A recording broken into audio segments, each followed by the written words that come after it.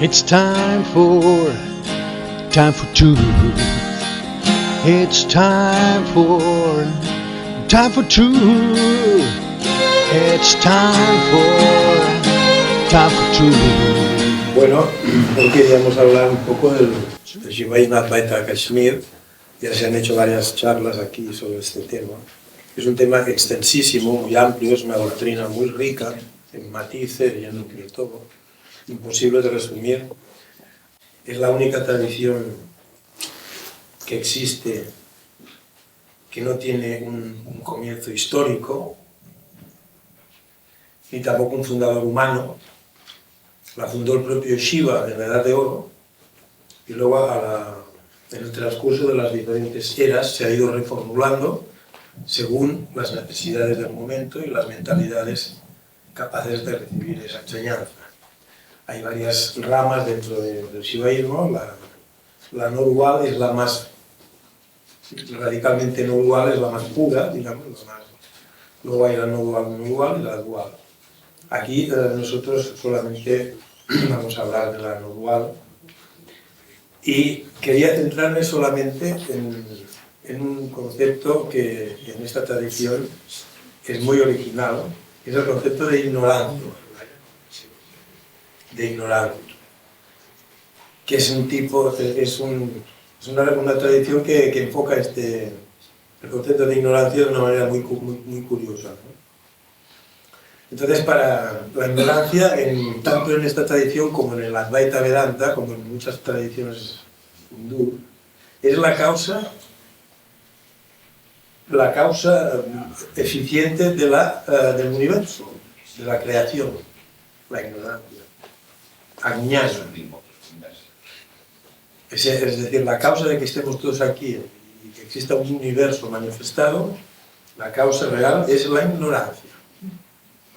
Entonces, para entender este concepto, lo primero de todo teníamos que remontarnos a la causa, al origen. El origen siempre es el infinito.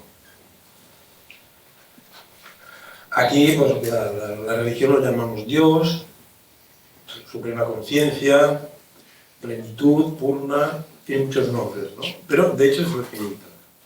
Y el universo es precisamente la posibilidad de lo finito.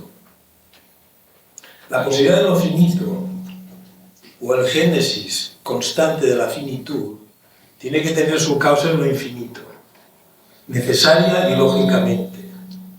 Porque si tuviera su causa en otra realidad también finita, esta a su vez tendría también que tenerla en otra más amplia que la ha generado, y así sucesivamente nunca llegaríamos al principio, ¿no? Nunca llegaríamos al comienzo verdadero.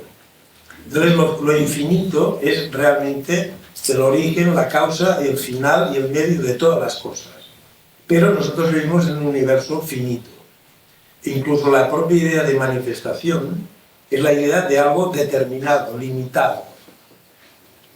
De hecho, en la Cábala se dice que el universo es la medida de todas las cosas. O sea, todo lo que se manifiesta tiene una duración en el tiempo, en el espacio, tiene una forma, tiene una configuración, etc. Es un tope, es finito, ¿no? Cualquier tipo de manifestación es finita.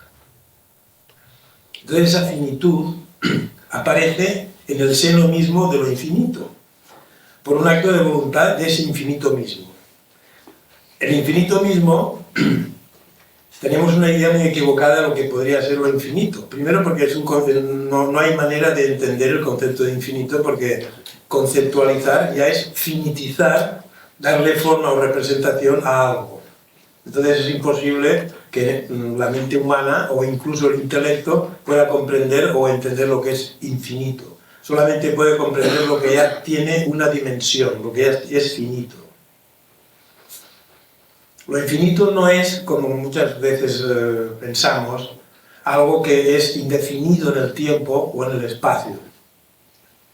Algo que normalmente se confunde lo infinito con lo indefinido, con lo que tiene una suma indefinida de tiempo o una extensión indefinida de espacio.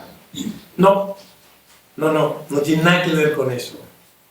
Cualquier cosa indefinida tiene un comienzo, pero un final nebuloso, un final indeterminado, como la perpetuidad. Pero la perpetuidad no es la eternidad, ni lo infinito es lo indefinido. Lo infinito es lo que nunca ha tenido un principio y lo que jamás tendrá un final. Entonces es algo que no se puede compartimentar, no se puede conceptualizar. Pero ese infinito mismo, si se llama infinito, es porque es infinito en todo. En esa tradición, sobre todo, sus poderes. Todos sus poderes están resumidos en el concepto de Shakti, de la Shakti, que es la consorte de Shiva. La Shakti significa todos los poderes posibles que ese infinito pueda tener, que son en número ilimitado e infinito. Y cada uno de ellos también lo puede ejercer de manera infinita. Entonces, los maestros de esta tradición han hecho una abstracción de todos esos poderes, determinándolos en 5 grandes poderes, que es el de la voluntad, la voluntad de que es de hacer todo, que tiene que ver también con la libertad, que aquí se llama Svatantria, Swatantria. La libertad absoluta de hacer, de voluntad, conocimiento, acción, conciencia y felicidad o plenitud. Estos serían los 5 grandes poderes de Shiva desplegados en lo que es el universo. Ahora, en su condición infinita, sus poderes son infinitos también. El poder de voluntad se llama Isha, el poder de conocer o conocimiento, Jnana, el poder de acción, Karma o Kriya, el poder de felicidad, Ananda, y el poder de conciencia, Chit. Entonces, ese infinito, debido a su propia libertad absoluta, puede crear en su seno mismo la posibilidad de lo finito, a través de contractar esas potencias o esos poderes. La acción esa de contractarse, de autolimitar esos poderes infinitos, se llama Ahyati. Y entra dentro de las posibilidades de lo infinito. Si el infinito no tuviera la posibilidad de hacerse finito, aunque sea por un breve tiempo y en un espacio, ¿no?, ese infinito carecería de la posibilidad no sería omnipotente. ¿Me explico? Esto la religión no te lo cuenta. Eso no te lo dice la religión. Bueno, aquí, curiosamente, a Dios, o a ese infinito, o a Paramashiva, o a Shiva, se lo define como una masa compacta e indivisible de conciencia y felicidad. Compacta quiere decir que no se puede separar, que está permanentemente junta, nunca separada, aunque se extienda en todas las direcciones y lo que uno quiera, es compacta, ¿no? Nunca nadie, yo al menos, nunca había oído una definición de la divinidad como una masa compacta de conciencia y felicidad, ¿no? Bueno, es muy curioso. Entonces, el proceso que tiene ese infinito Paramashiva para convertirse en criatura, en universo y criatura, sigue un proceso que en otra clase hablamos de los 36 estatuas, que son grados de contractación de ese infinito.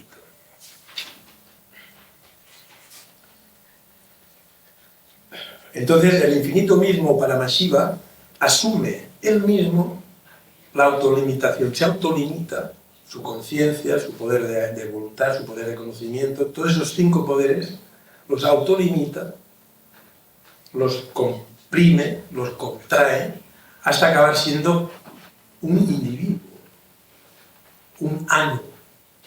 Curiosamente, la palabra individuo es igual que la palabra griega átomo. Individuo quiere decir no divisible o indivisible.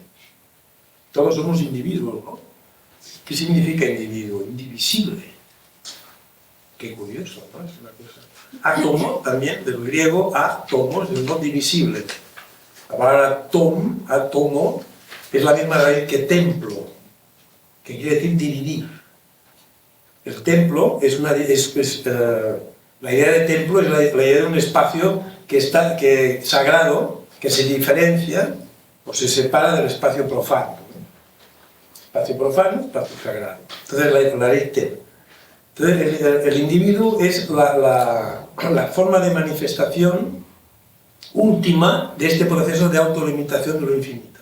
Cada uno de nosotros es el último eslabón de todo un proceso que el propio infinito autoasume para convertirse en lo que somos nosotros. Pero, como es Dios, sin jamás perder su plenitud de Dios, su conciencia de sí mismo y su plenitud absoluta.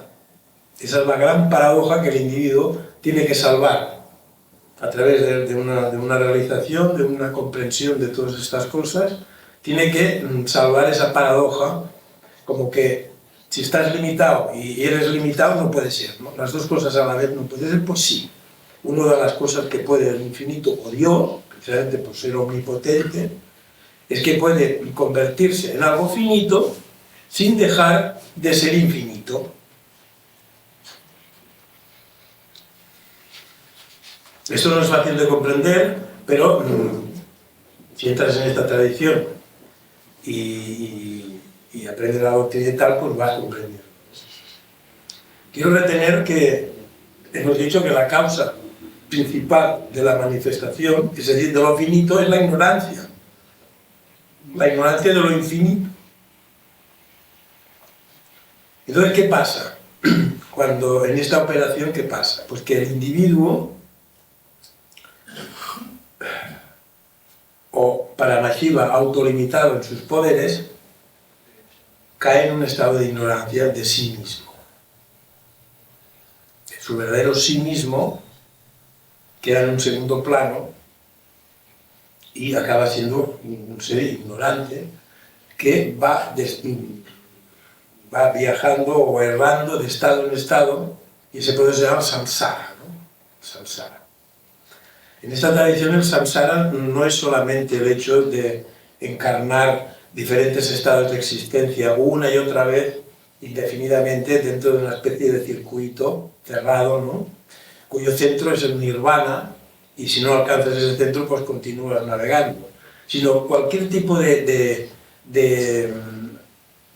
sucesión de estados, incluso en el estado individual, es el samsara también. Sobre todo el hecho de estar constantemente yendo de un pensamiento a otro, porque ya veremos que la mente también es una forma de poder contractado, ilimitado, que nos hace creer que somos otra cosa de lo que somos, una especie de espejo que si no comprendes su operación, pues te quedas confundido, ¿no? Entonces esa operación de autolimitarse en forma de individuo, o de individuos hay muchas clases, no solamente nosotros somos un tipo de individuos. Luego hay también los dioses, los ángeles, los genios, hay un montón de formas de individualidad, ¿no?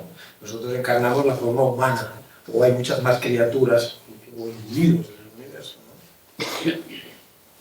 Esta operación de autolimitarse, de hacerse ignorante de sí mismo, y luego de volver a recuperar el conocimiento de lo que es realmente el sí mismo, infinito.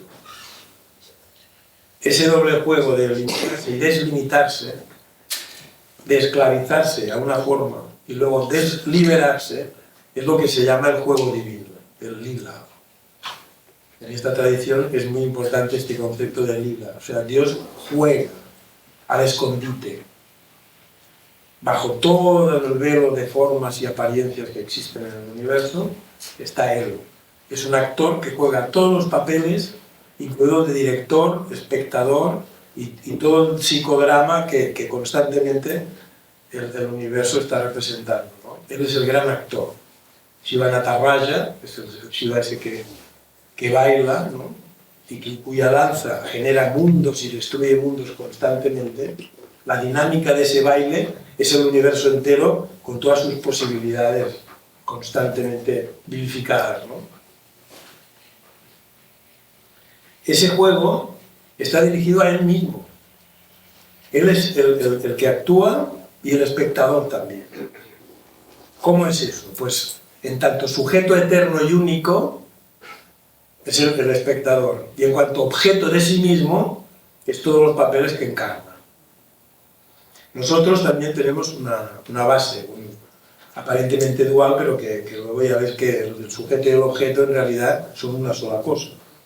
Pero sí que hay una parte subjetiva de uno, ¿no?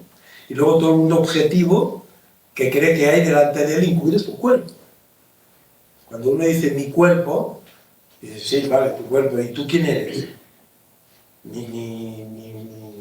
Mi carpeta, mi bolígrafo, mi camisa. Tú no eres la camisa es tuya. Cuando uno dice mi cuerpo, ¿a quién se refiere? Cuando dice ese mí, ¿a quién se refiere? ¿A su cuerpo? No. ¿A qué? Bueno, esta es una de las cosas que se van viendo, ¿no? Entonces, el proceso por el cual nosotros conocemos todo, a través de los sentidos y de la inteligencia, en realidad es el conocimiento que tiene él de sí mismo, en tanto sujeto y objeto de sí mismo.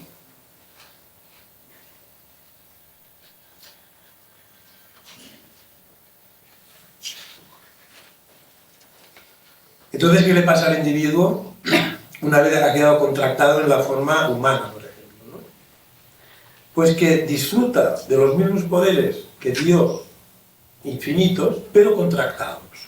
Esos 5 poderes de los que hablamos, voluntad o querer, conocer, actuar, ser consciente y feliz, la felicidad aquí no es el goce de objetos, sino la plenitud de sentirse pleno uno mismo, sin que no tiene necesidad de nada, que la felicidad está dentro de él, no tiene necesidad de buscar algo que le falta, sino que goza con su propia plenitud. Cuando a uno no le falta nada, es cuando más feliz es, no cuando le falta algo y lo tiene que buscar. Eso no es verdadera plenitud, eso es satisfacer un deseo, una necesidad. Entonces el individuo lo queda recubierto por una masa de ignorancia, por una capa de ignorancia que lo envuelve. En las tradiciones religiosas esa capa de ignorancia es la materia, ¿no? Diferenciada del espíritu. La materia es como una especie de carcasa que envuelve al espíritu, y el espíritu dentro del cuerpo se halla como encerrado, como un pájaro en una jaula, ¿no? Entonces el mundo es malo, porque como es material y objetivo, dificulta que el espíritu se vea a sí mismo como libre y eterno, ¿no? Aquí no. Aquí el mundo no es malo. Aquí lo que es malo es la ignorancia, en todo caso, que no te permite comprender que el mundo es un espectáculo constantemente abierto a ti para tu goce y disfrute. Claro, el goce y disfrute también incluye el dolor y el sufrimiento. En toda función teatral, o sea, una verdadera obra teatral ha de incluir todos los aspectos de la vida. El dolor también, el sufrimiento, el placer, todo, ¿no? Va incluido. Entonces, claro, eso lo sufre el individuo limitado, que es él limitado en sus poderes. ¿Queda claro esto? O sea, les estoy diciendo que ustedes son Paramashiva, pero autolimitado, en forma de individuo. Y hasta que esto ustedes no lo crean, no lo realicen y no lo experimenten, estarán en la duda y en el samsara, en el estado de ignorancia. Esta fase es la que corresponde al descenso de la subjetividad absoluta a la objetividad absoluta, o del espíritu a la materia, o de la no limitación a la limitación. Es la fase de descenso del espíritu a la materia, de la plenitud a la limitación máxima, que es, en el sistema de los tatuas, la tierra, la materialidad ya compacta y sólida, ¿no? Como los huesos, la piedra también es Dios, todo es Dios.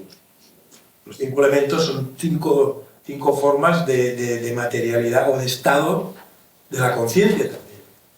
Le llamamos materia, por decirlo de alguna manera, pero de hecho la materia no es más que conciencia compactada, contractada.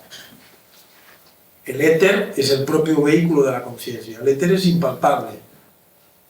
Tenemos una noción vaga de lo que es el éter, pero el éter podríamos decir que es la pantalla de fondo en la que todos los 4 elementos se desenvuelven y se interconectan entre sí. El aire, que es gaseoso, ¿no? La posibilidad de lo gaseoso. El fuego, la posibilidad de lo ígneo, y la luz y el calor. El agua de lo fluido y la tierra de lo sólido. Sólido, líquido, gaseoso y radiante. Son las 5 posibilidades, pero son formas de la conciencia también. Entonces, todas las criaturas que estamos aquí, o en el planeta Tierra, o en el universo, estamos en una u otra de estas 2 fases, de descenso o de ascenso. El que está en proceso de descenso no le hables de esto porque esto no le va a interesar. Le interesa la objetividad, disfrutar de los goces de los 5 sentidos, de lo que tiene delante, del mundo objetivo. Porque él mismo se ve como un objeto. Cada uno de nosotros es un objeto también. Pero eso es una información de los 5 sentidos. Antes que un objeto es un sujeto. ¿Me explico? Si no tuviera conciencia de sí mismo, ni siquiera se plantearía si es sujeto u objeto de nada. Y la parte objetiva de uno mismo es la corporalidad. Cuando estás en sueños, ¿qué corporalidad hay ahí? En cambio, tú tienes un cuerpo sutil que en sueños te reconoces como tú.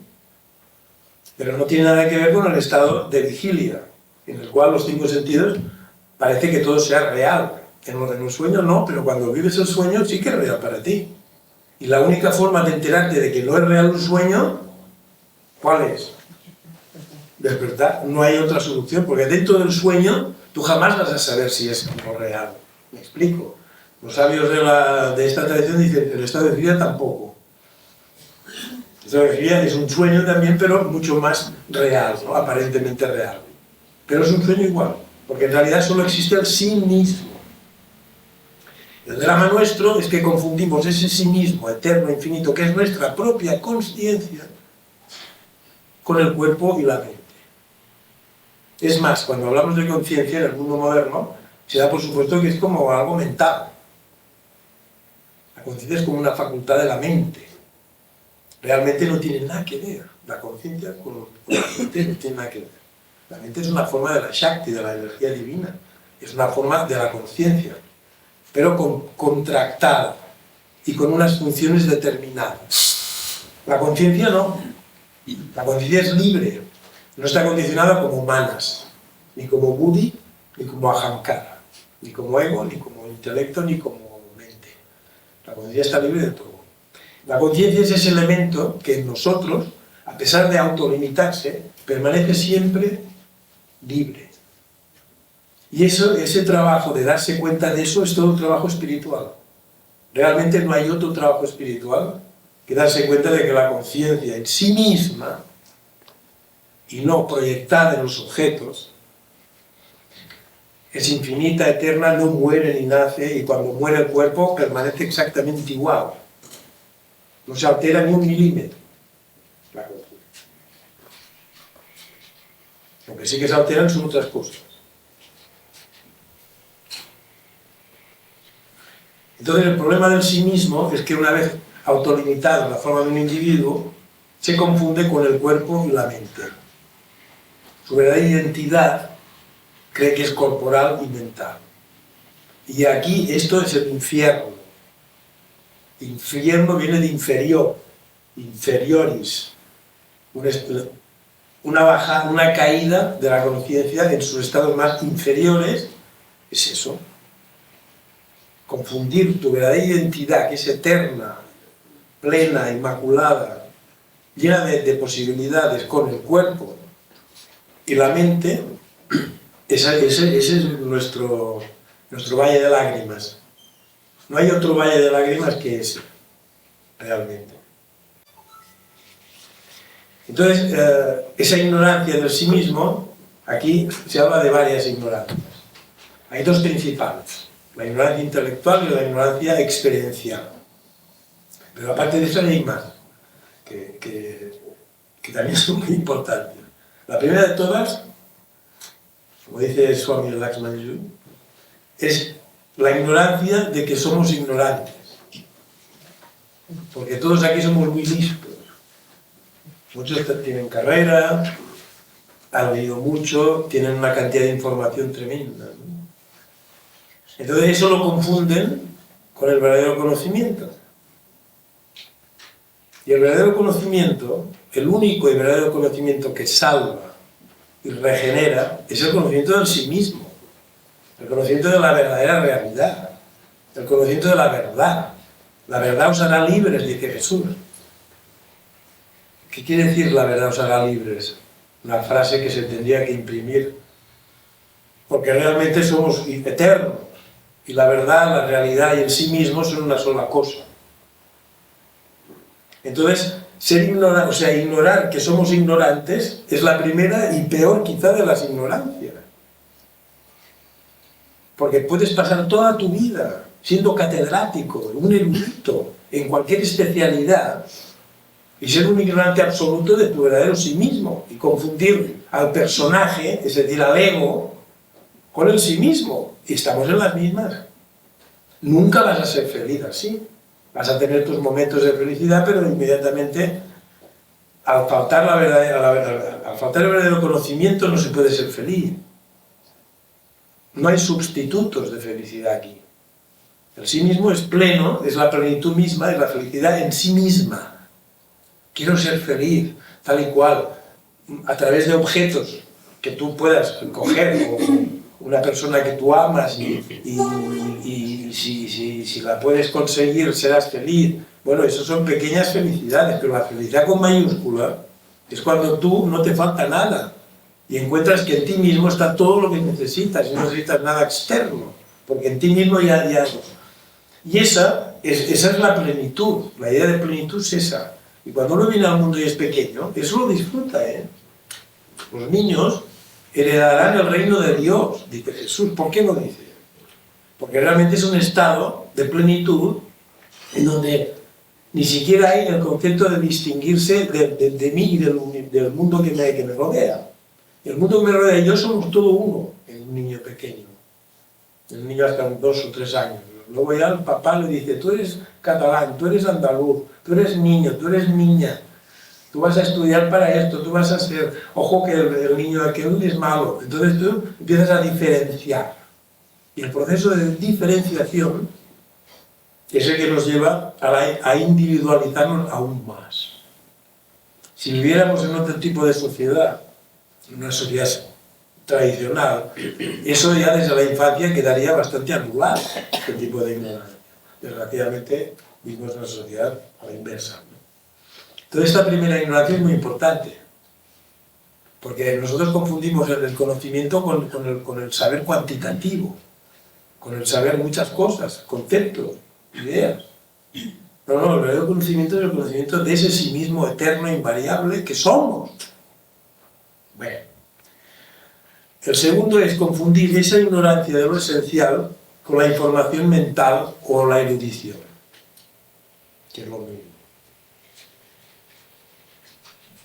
Esas son, digamos, ignorancias que caen de 2 principales ignorancias de las que habla esta tradición, que es la ignorancia intelectual o baudañana y la ignorancia experiencial o paurusha añana. Bien, ¿qué es la ignorancia intelectual en esta tradición? La ignorancia de la tradición. La ignorancia de que hay una tradición universal que se ha revelado desde el origen de los tiempos a la humanidad para que la humanidad tenga una guía constante a la hora de formar sociedades, civilizaciones, pueblos, culturas, naciones, y tenga una guía exacta y un conocimiento exacto de lo que es el universo y la verdad. Esa es la función de la tradición. Si estuviéramos viviendo en un país en donde esa tradición está viva y está presente, pues muchos de aquí quizás no estaríamos aquí ya. Ya sabríamos lo que hay, ¿no? Ya tendríamos unas escrituras sagradas a las que ir a estudiar todo lo que ignoramos y tal, ¿no?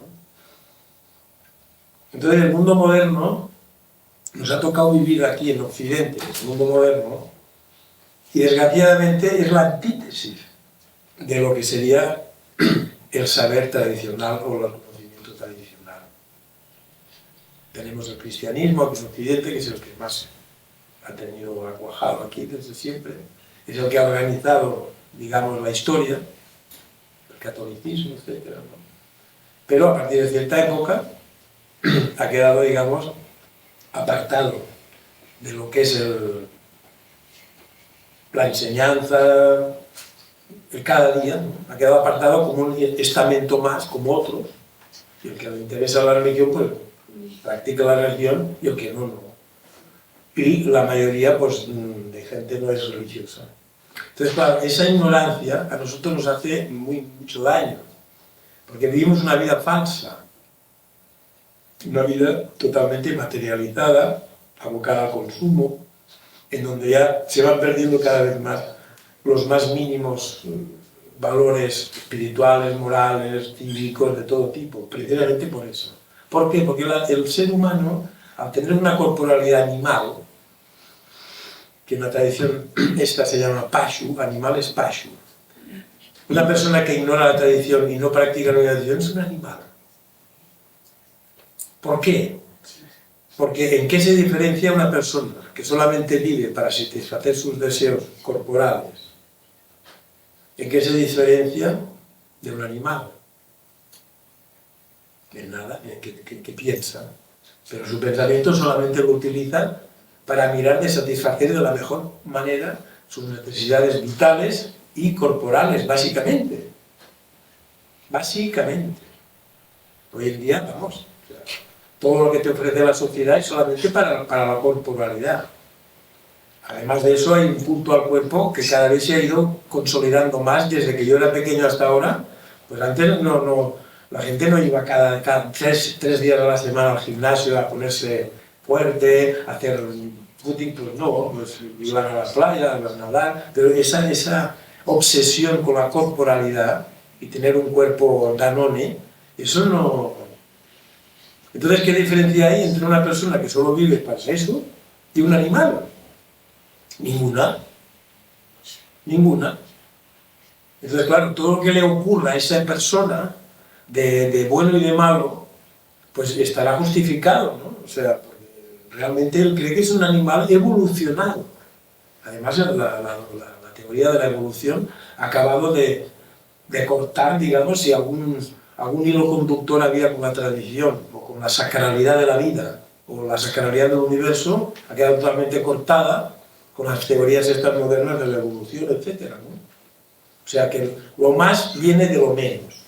Las formas superiores de existencia o de vida o de conciencia vienen de las más inferiores, ¿no? Una cosa absolutamente irracional. O sea, si fuera al revés aún, pero que las formas superiores de conciencia vengan de las inferiores, eso en ningún cuadro lógico cabe. Pero en cambio es la doctrina común y normal hoy en día, y la que ha suplantado a la tradición sagrada. Entonces, claro, el hombre moderno es doblemente ignorante. Porque un hombre que aún no ha perdido ese vínculo con la verdad y con la realidad, aún se le puede llamar hombre. Bien. Entonces esa ignorancia es muy importante. Para nosotros, pues ahora la estamos intentando eliminar a través del estudio, la meditación en la tradición, ¿no? La que sea. La que sea. Volver a recuperar el sentido de la realidad. La tradición es la realidad. La realidad es muy grande, entonces si no se te revela por el análisis de las partes del universo físico, por el análisis compactado de cada cosa en particular, no llegas a la síntesis final. Eso es de lógica común. La ciencia moderna pretende llegar al conocimiento de la verdad universal y total a través del análisis de las partes del mundo corporal, como si no existieran otros mundos, ¿no?, más sutiles que el corporal. Eso es imposible, eso es una utopía, eso sí que es una utopía. Luego el mundo moderno, tal cual se nos presenta en la televisión y en los anuncios, es un mundo feliz, en donde cuantos más cosas tengas, más feliz serás. Pretenden el paraíso en la tierra. En esta tierra que está convulsa constantemente, y ahora solo nos faltaba el Donald Trump, pretenden el paraíso en la tierra. O sea, es más utópico que el paraíso en el cielo.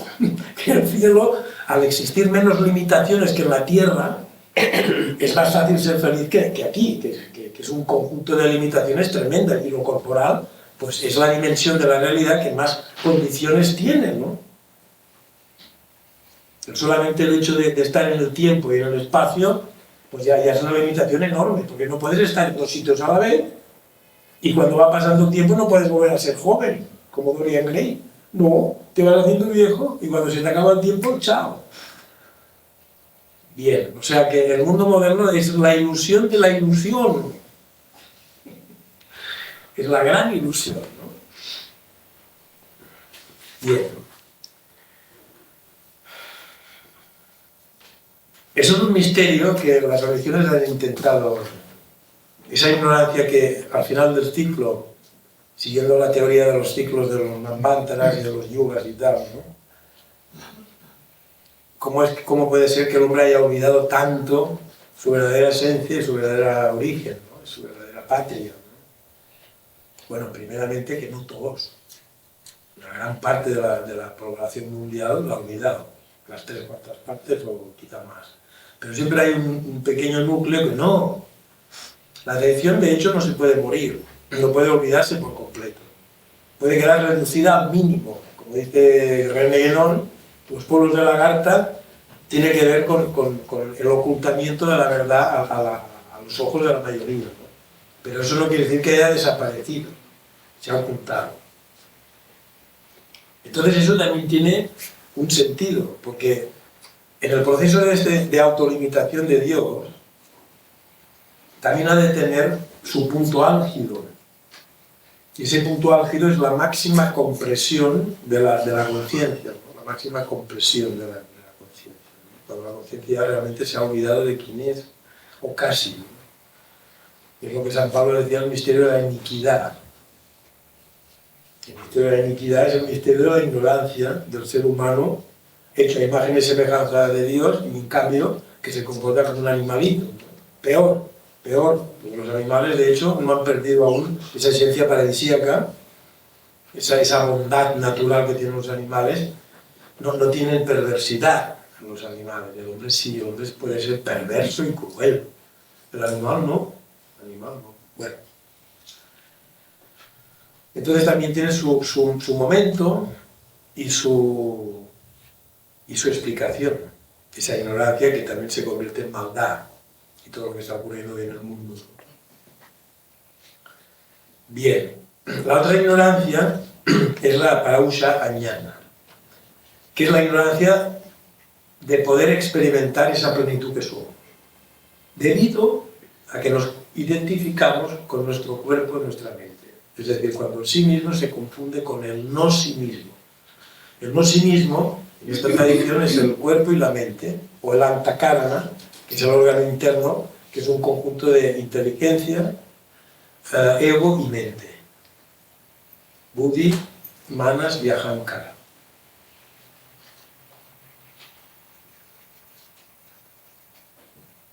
Las dos formas de ignorancia están ligadas, porque la tradición, o la Buddha-ñana, te explica quién eres.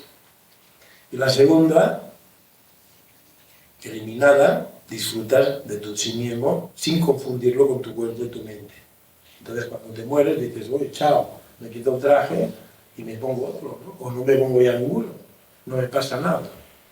Si no has eliminado esta ignorancia de Buddha-ñana, es muy difícil que tú te lo tomes así. Porque esa identificación con tu cuerpo y tu mente, y todos los contenidos de tu mente, fácilmente pueden quedar enquistados y volverse a desarrollar en otro estado de existencia. Y a eso se llaman los samskaras. Los samskaras son los elementos de ignorancia y de apego que quedan incrustados en nuestro inconsciente o nuestra alma y nos obligan a tomar actitudes y a tener cierto tipo de actitudes personales reincidentes.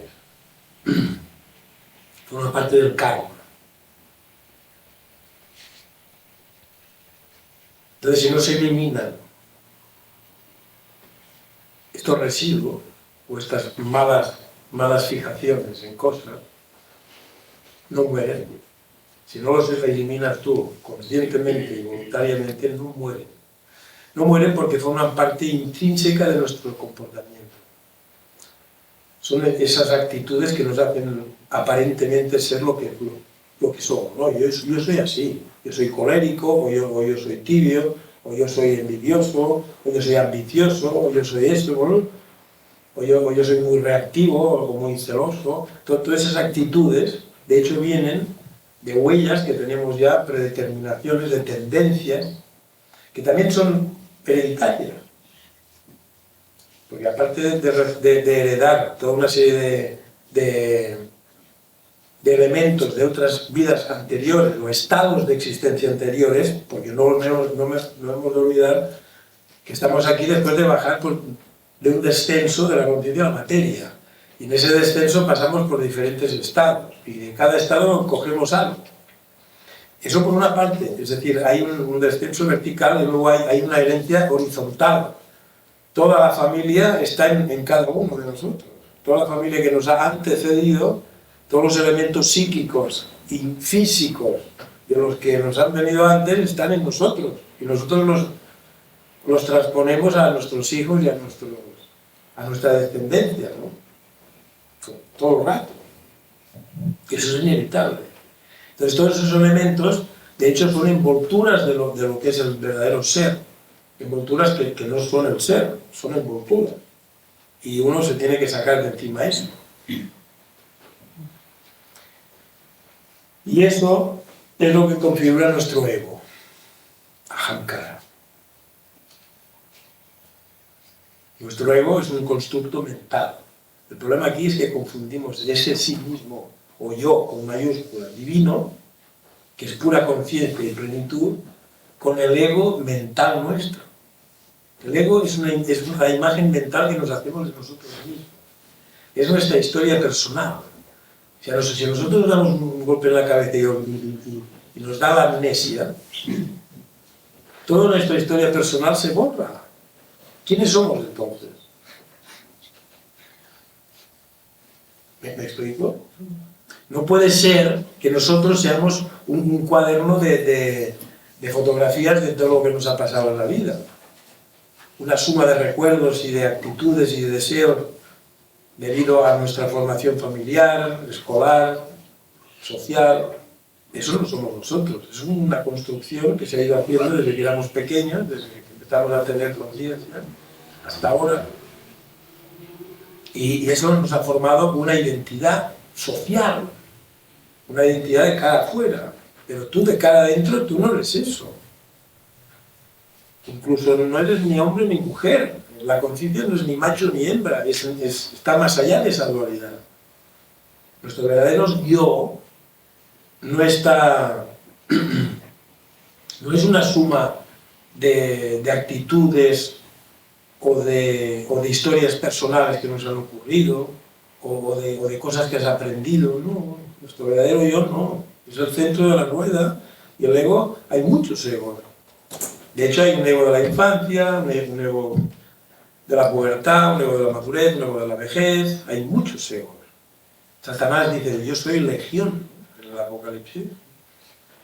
Porque el ego no es nada permanente.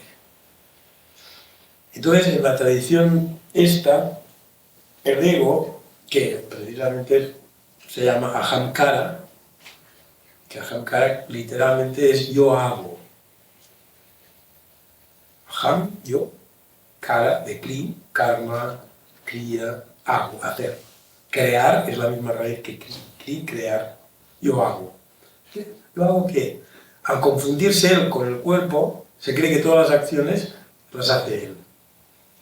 Porque el cuerpo es un instrumento de acción. De hecho, si estás paralítico no puedes hacer nada. El cuerpo es un instrumento, un taller de acción y de perfección. Y el ego dice, como lo hago yo, me lo apropio.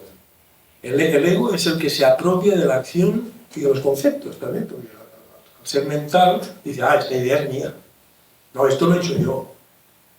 Es como si el pincel le dijera al pintor, oye, el que pinta cuadros soy yo. Ojo, ¿quién pinta el cuadro? El pincel, pues yo soy el artista. El tío no se da cuenta que tiene una mano que lo está cogiendo, que lo está guiando todo el rato. Pues eso es el ego. Entonces, hasta que ustedes no eliminen su ego, no verán la plenitud del sí mismo que son. El ego es como un velo que oculta el sí mismo, el verdadero yo. El verdadero yo es, si se tuviera que definir, que no se puede, pero bueno, si lo tuviéramos que hacer, es más que nada una presencia, sin forma ni sin límites. Es la pura conciencia de estar y de ser, no esto o lo otro. No, sin esto, sin adjetivos. Ser o sí mismo. Pura conciencia, pura autoconciencia. Porque hablamos de conciencia, pero el fenómeno de la conciencia es que es una luz propia que no le viene de fuera. Cada uno de ustedes, la luz que ilumina su interior, incluida la mente, no es una luz que les venga de fuera, es una luz autoluminosa. Y eso solamente lo puede reconocer el ser humano. Los animales no. Los animales son conscientes. Son pura conciencia animal. Pero no son autoconscientes. No son conscientes de que son conscientes. Ese acto de darse cuenta de que eres consciente es como una doble conciencia que tiene el ser humano. Es un misterio. Entonces el ego se apropia de esto. Y en esta tradición, el ego es apasmada, del cual ya hablaremos.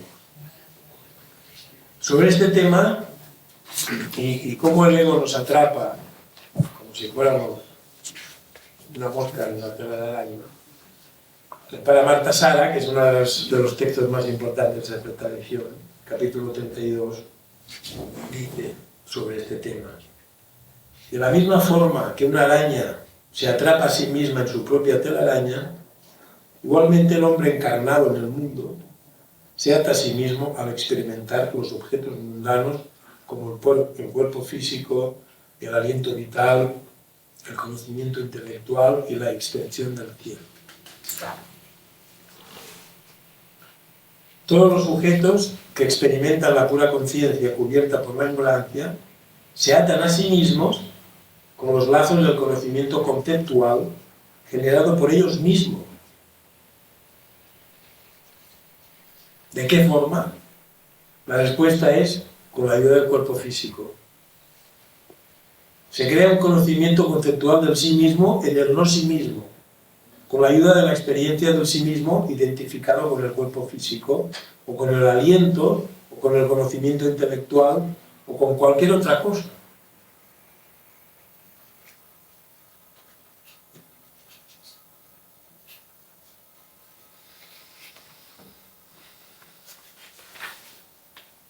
Ramana Maharshi, otro gran sabio, otro gran maestro de la Vedanta, sobre este tema concreto dice: el ego es el endurecimiento o concreción de la suprema conciencia en un punto del espacio y del tiempo. Está formado del material de la arrogancia. Fijémonos que la palabra arrogancia viene de arrogarse, de hacerte tuyo algo. Arrogarse es hacerse de uno algo. Es un acto de apropiación, de robo. Por eso el ego es un ladrón, porque se apropia de algo que no es suyo. Está formado del material de la arrogancia y la exclusión de todo lo demás. El ego es una mónada en la conciencia absoluta. En el orden de producción-manifestación del mundo, la necesidad imperiosa del ego por reafirmarse, por expresarse, crea la aparición de los 5 sentidos. Los 5 sentidos y la corporalidad la crean Buddhi, Ahamkara y Manas, sobre todo el ego. El ego para expandir todos sus deseos crea el cuerpo con los 5 sentidos, aunque parezca mentira. Cuanto más condensado, cristalizado y resabiado es el ego, cuanto más individualizados estamos, más real parece el mundo fenoménico ordinario y más lejos está el individuo de la realidad verdadera. El ego no es un espíritu, ni un alma, sino que consiste en un ser, una mente, una manera de pensar o de ver las cosas. No tiene otra realidad que esa. Según la función que realiza, lo llamamos buddhi, ahamkara, chitta, manas, karma, sanskaras, vasanas, sanskalpas, kalpana, etc. Entonces, lo único que mata al ego es precisamente moksha, la liberación. No hay otra cosa que lo pueda matar o disolver. Esa autolimitación del infinito hasta llegar a ser una criatura se opera a través de los 3 madas, que se llaman. Y el primero es anavamada. Son formas de autolimitación.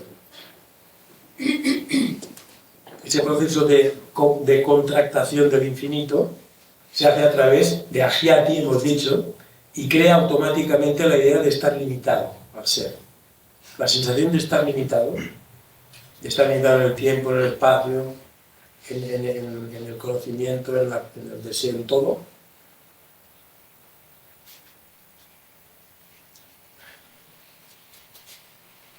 Lo crea la sensación de ser un individuo, anavamada.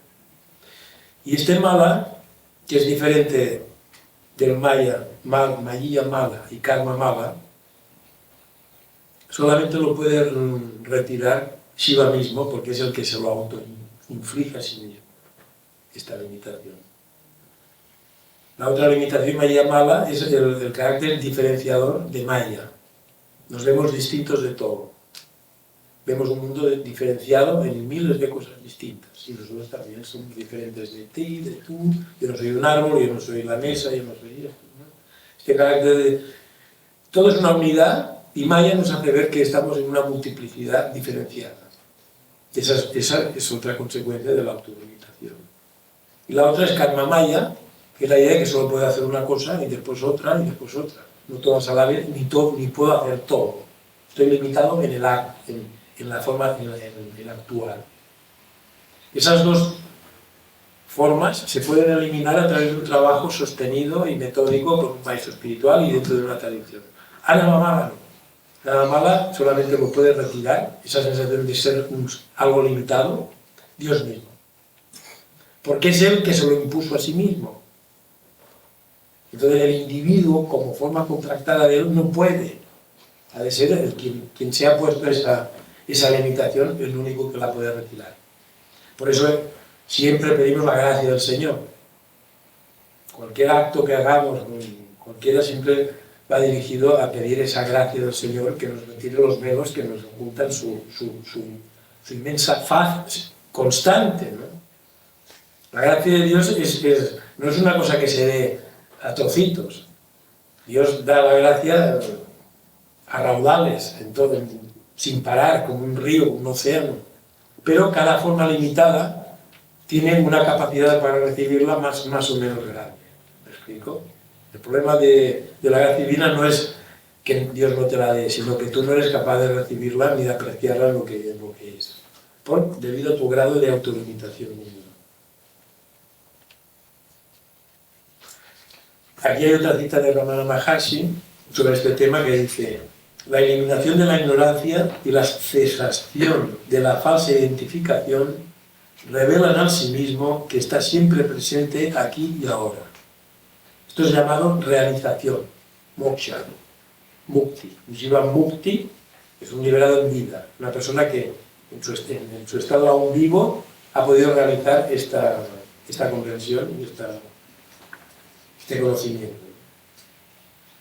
No es algo nuevo, no es algo que se ha de adquirir, es un estado que ya llevamos y está recubierto de ignorancia.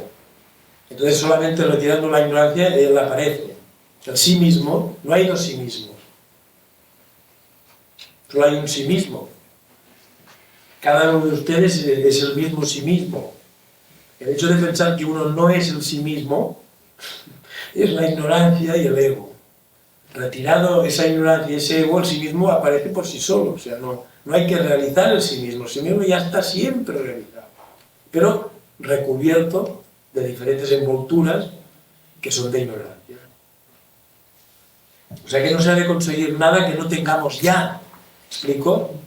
Y esa también, de alguna manera, es la buena nueva de Jesús. Vengo a traer la buena nueva, es que el Padre y yo y vosotros somos uno.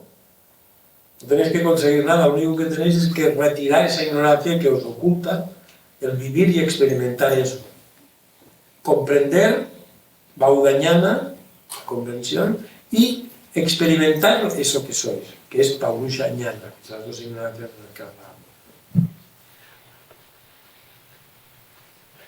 Todo eso solo implica la eliminación de la ignorancia y nada más. El vacío es el mal resultado de buscar a la mente. La mente debe ser cortada, raíz y ramas, dice Ramana Maharshi. Vea quién es el pensador, quién es el buscador. Concentrémonos en ver quién es el que quiere realizarse, quién es uno mismo realmente. Permanezca como el pensador, como el buscador y no lo buscado. Y todos los pensamientos desaparecerán. Como el ego es mental, cortadas raíces y ramas de la mente, los vikalpas, las construcciones mentales que constantemente nos asedian, desaparecen para dar paso al verdadero sí mismo. Entonces le preguntan, ¿entonces será el ego el pensador? Y Ramana dice, ese ego es el ego puro plurado de pensamientos. Es lo mismo que el sí mismo. Mientras persista la falsa identificación, persistirán las dudas. Es decir, que todo trabajo espiritual está en eliminar esa ignorancia que no nos deja ver lo que realmente somos desde siempre. No hay que conseguir nada que no esté dentro de nosotros. Por eso, todo este trabajo se puede ver como un paso de fuera hacia adentro. De un alejarse del mundo objetivo para centrarse cada vez en el verdadero sujeto. El primer sujeto con el que topa un es su ego, que lo confunde primero con el cuerpo. Luego ya un poquito más adelantado lo confunde con el sí mismo. El ego no es ni el sí mismo, el yo verdadero no es ni el ego ni el cuerpo, ni el estado corporal. Es otra cosa que no puede decirse lo que es porque no tiene límites. No está limitado en ningún sentido, ni en el tiempo, ni en el espacio, ni de ninguna manera. Es una autopresencia autoluminosa de sí mismo, capaz de hacer todas las cosas y de crear todas las cosas. ¿Por qué? Porque dispone de todos los poderes para hacerlo y de la libertad para hacerlo. Y ese es el ego, decíamos que es el enano apasmara, que es ese enano que en la famosa escultura esa de Shiva Nataraja, en la danza cósmica, Tandava, Shiva baila una danza, en cada gesto que hace, miles de mundos nacen y miles de mundos desaparecen. Y con el pie derecho está pisando un enanito, que está debajo, que se llama Apasmara. Y Apasmara quiere decir olvidadizo, desatento, torpe, inconstante, tontito, que es el ego, que es el falso yo. Entonces, claro, nosotros confundimos nuestro ego, que es el personaje, con el yo verdadero, que es Dios. Y claro, ¿qué tenemos que hacer para dejar el ego, eliminar el ego? El ego, como es una construcción de ignorancia, hay que ir al origen de esa ignorancia. Y el origen de esa ignorancia ya hemos visto que es dos. La ignorancia es lo que es una tradición viva, una tradición auténtica, y luego la ignorancia de experimentar lo que uno es realmente en todo momento. Más allá de todas las cosas que nos pasan en la vida, ¿no? El poder experimentar. Muchas veces, muchos de nosotros hemos tenido momentos de plenitud, de felicidad verdadera, no objetiva, no porque has conseguido algo y te lo has hecho tuyo y entonces has gozado de disfrutar aquello. No, el goce mismo de ser tú mismo y de que no te falte nada.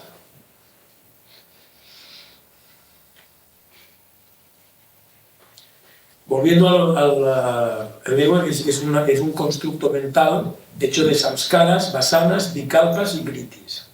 Son diferentes formas de decir, diferentes modalidades de lo mental. Las vritis son las constantes de pensamiento que tenemos. Todo el rato el pensamiento está sin parar, no para ni un momento el pensamiento. Es como un mono, en el zen lo pintan como un mono que va todo el rato de una rama a otra en la... No para nunca el pensamiento. Claro, como es un poder de la conciencia dinámico, es el poder de conceptualizar constantemente todo lo que vemos y todo lo que recordamos y todo lo que queremos. Es una conceptualización. ¿Concepto qué quiere decir? Concebir. También concebir es tener un niño, ¿no? Generar. Concebir es generar ideas, representaciones mentales. ¿Qué es una representación? Un objeto mental.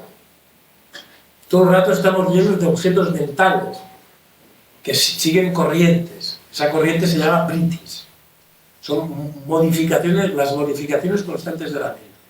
¿A qué se debe? Sobre todo a inputs, a actitudes,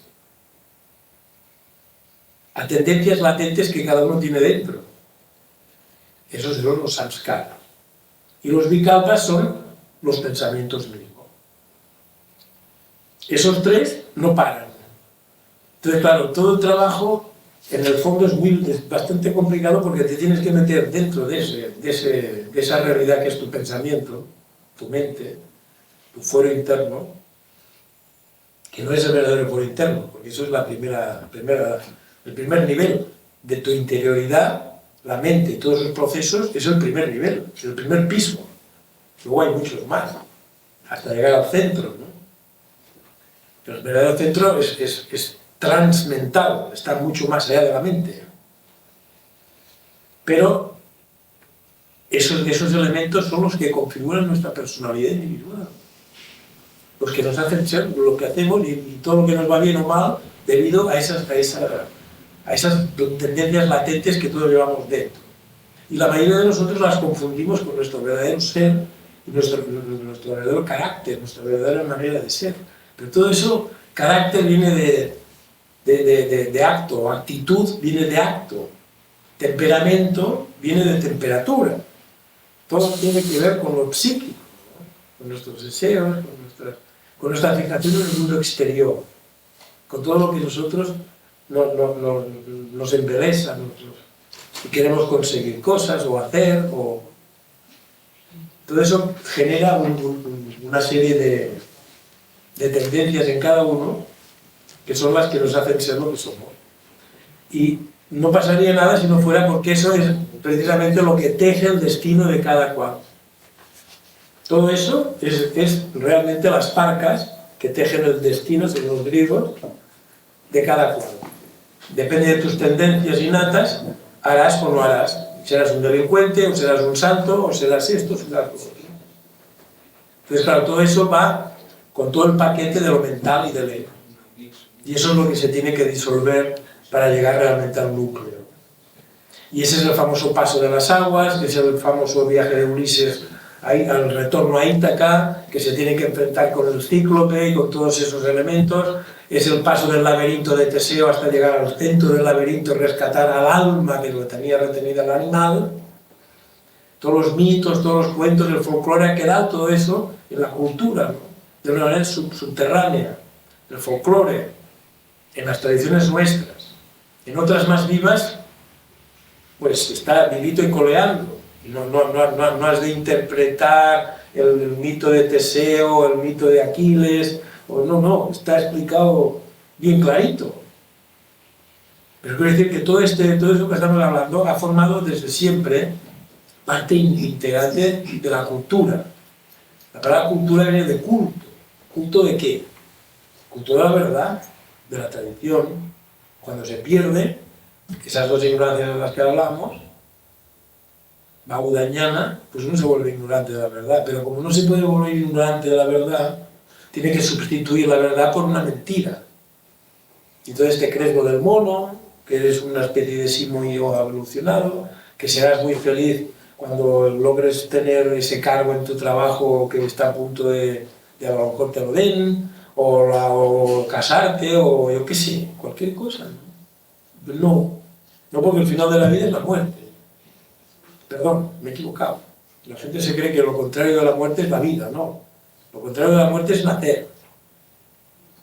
Lo contrario de la muerte es el nacimiento, no es la vida.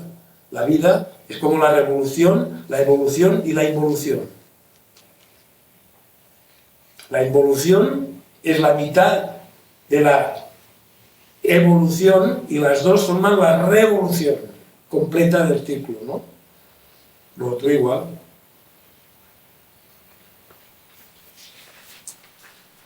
A ver.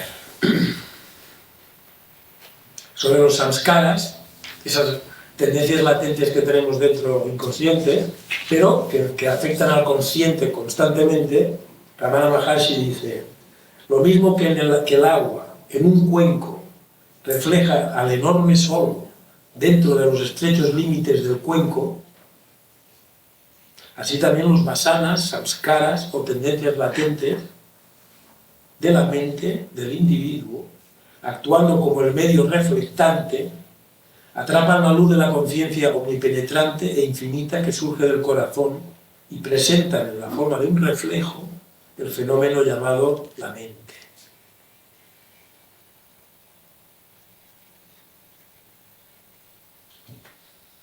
Los samskaras son eso, los que nos hacen creer que tenemos una manera de ser, un carácter determinado, etc. Y que en realidad pues no nos limitan a toda una serie de actitudes que no somos nosotros, pero que seguimos el juego, ¿no? Otra cita de Semarraya, del Paramahansa, un discípulo de Abhinavagupta que comenta este texto, dice, todos los sujetos que experimentan la pura conciencia cubierta por la ignorancia se atan a sí mismos con los lazos del conocimiento conceptual, que es dual, sucesivo y diferenciador, generado por ellos mismos. Se crea por medio del cuerpo, sobre todo de la fijación en que somos un cuerpo, el conocimiento conceptual, al confundir el sí mismo con el no sí mismo. O sea que todo el proceso de los conceptos viene de confundirnos nosotros con el cuerpo y con todo lo que el cuerpo puede hacer o no hacer, o lo que tiene que hacer o lo que hizo. Si ustedes meditan, se darán cuenta que todo lo que nosotros hacemos, todas nuestras acciones, están de alguna manera organizadas por ese concepto de que somos un cuerpo que tiene que hacer cosas. Tiene que conseguir o hacer cosas, o satisfacer cierto tipo de deseo.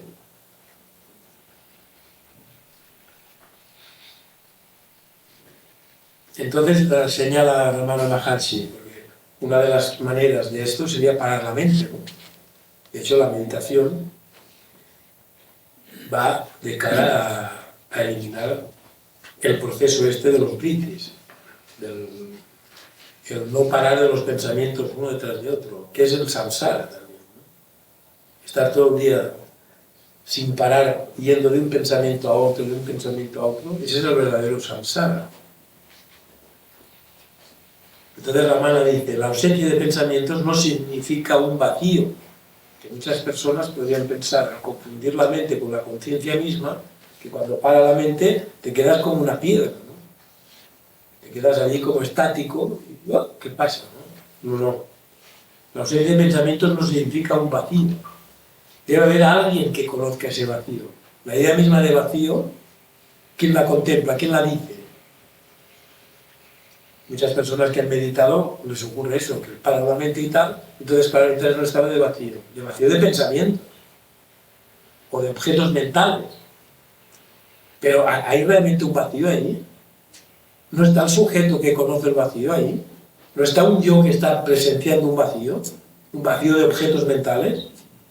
No es un vacío verdadero. Un vacío verdadero sería un vacío de objetos y de sujeto. Pero el sujeto siempre está ahí. El sujeto no puede desaparecer nunca, ni en el estado de sueño profundo. Porque todo el rato estamos pasando, cada día pasamos por tres estados principales, el de vigilia, el de sueño y el de sueño profundo. O el sueño profundo pierdo la conciencia y ya no sé ni dónde, ni si soy o no soy. ¿De acuerdo? Sí, porque se ha eliminado toda realidad objetiva en el sueño profundo se elimina. Pero el sujeto que está durmiendo está allí, ¿eh? No desaparece. Y la prueba es que cuando despierta vuelve a recuperar el sentido de haber estado inconsciente. Es decir, que hasta para la inconsciencia, hasta para percibir la inconsciencia necesitas la conciencia. No hay una inconsciencia, no existe la inconsciencia. Existe un lapsus de conciencia no objetiva. A eso le llamamos inconsciente. Ahora es que he perdido la conciencia, pero el sujeto consciente nunca ha dejado de existir. Está ahí. Lo que pasa es que sin objetos mentales. Pero como no estamos acostumbrados a eso, pues nos pensamos que cuando tú tienes la conciencia, hombre, pues en cierto modo sí. Claro, si tú no eres consciente de nada, pues nada existe. Eso es un fenómeno. O sea, en el estado de sueño profundo tú ni siquiera sabes si existes o no, o si eres o no eres. Y cuando te han de operar, si no te meten en ese estado, si no te provocan ese estado, no te pueden operar, porque sientes el dolor y sientes todo, ¿no? Pero eso no quiere decir que tú en ese estado no seas. Tú estás ahí, pero sin mundo objetivo, sin universo manifestado, sin manifestación. Estás inmanifestado. Porque el sí mismo es inmanifestado en sí mismo, ¿eh? La conciencia verdadera es inmanifestada. Se manifiesta al objetivizarse ella misma. ¿Me explico? La conciencia de ustedes es inmanifestada. Se manifiesta a través de los objetos que proyecta ella misma, como un cine, en una pantalla. Ella misma es la pantalla o el espejo en donde ella misma proyecta todos sus contenidos. Cuando vas a dormir, esa pantalla desaparece, pero ella no, ella continúa allí. Tú cuando mueres, el cuerpo y la mente se disuelven, pero el yo no le pasa absolutamente nada. Absolutamente nada. Y si ha realizado el conocimiento de que él es eso, está más feliz que nunca. Porque no hay ningún tope que lo limite, no hay nada que lo constriña. Entonces, en esta tradición, la liberación no es ir al cielo o ir a un estado superior o volver a emparejarse con aquello de lo que tú te separaste un día, etc. No. En esta tradición, el moksha o la liberación es recuperar tu ilimitación original. Al romperse todos los límites que la ignorancia te había sobrepuesto sobre ti mismo, o sobre esa conciencia, quedan eliminados. Y tú recuperas la infinitud original. Incluso se habla de la expansión de los éteres, es decir, que tú te expandes al infinito. La verdadera liberación es lo contrario de lo que ha provocado la manifestación, que es una contractación sucesiva de posibilidades hasta llegar a la materialidad. Lo contrario es la liberación, deslimitarse o descontractarse, que sería una expansión absoluta. Entonces la gota de agua, que en esa analogía que los sufís, todas las culturas la han usado, la gota de agua que se pensaba que era diferente del océano, vuelve a reconocer que es agua como el océano y que su particularización momentánea como gota era pues mira, era un momento en el que fue gota, pero que es el océano.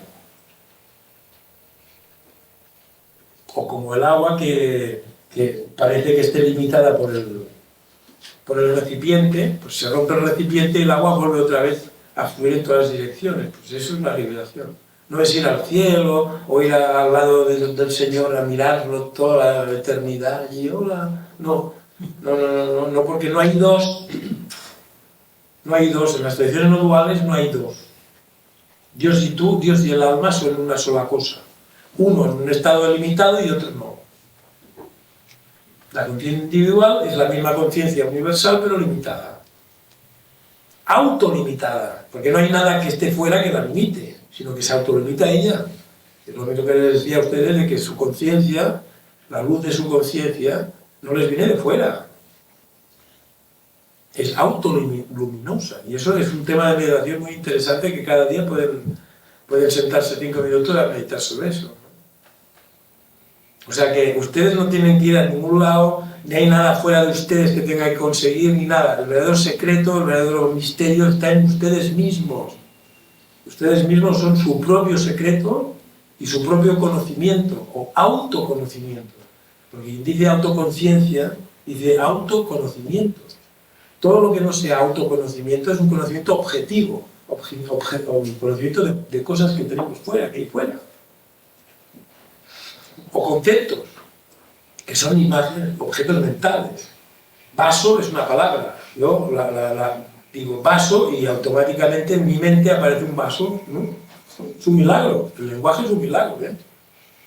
Es milagroso el lenguaje. Porque es un código que reproduce con sonidos toda la realidad.